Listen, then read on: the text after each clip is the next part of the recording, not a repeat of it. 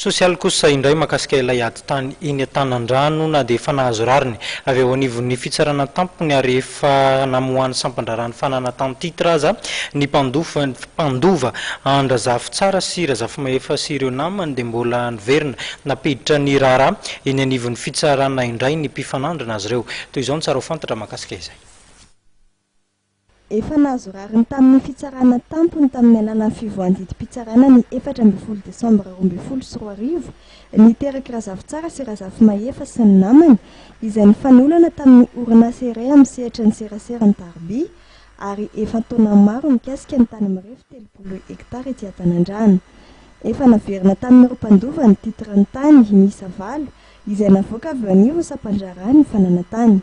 Ankehitriny anefa dia nampiditra ny rara eny anivon'ny tribunal indray ilay karana tompon'ny orinasa amin'ny sehatra ny serasera Tarby ka mikasa ny anao expropriation tany.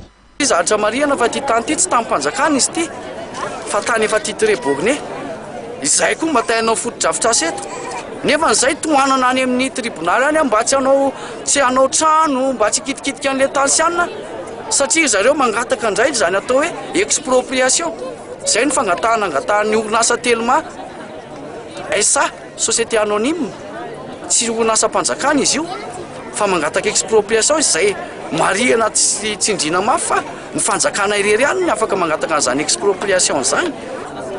Rehefa mitonona fa isy foto-drafitrasa ho atao amin'ny fanjakana eto miaraka amin'ny pitsopitsony rehetrarehetra izay ataoko hoe ny procédure an'izany lava be dia mety ho tonga amin'izany raha ny fanjakana ny mangataka ny expropriation.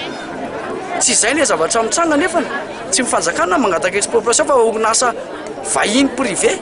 Nanao hetsika fanairana ny sain'ny fitondram-panjakana sy ny filoha Erajonar Mampianina ny tompon'ny tany Androany teto Tanan-drano. Izy ireo izay nanapirofo fa tany efa nisoratra tamin'ny razamben'izy ireo ity tany ity ary ahitana taratra izany ny fisiany ireo fahasandrazana maromaro miorina eo amin'ny tany.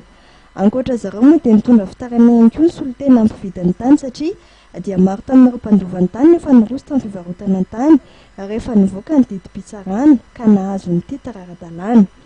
Olana amin'ireto olona ireto indray nefa fa avy tany ny mutation.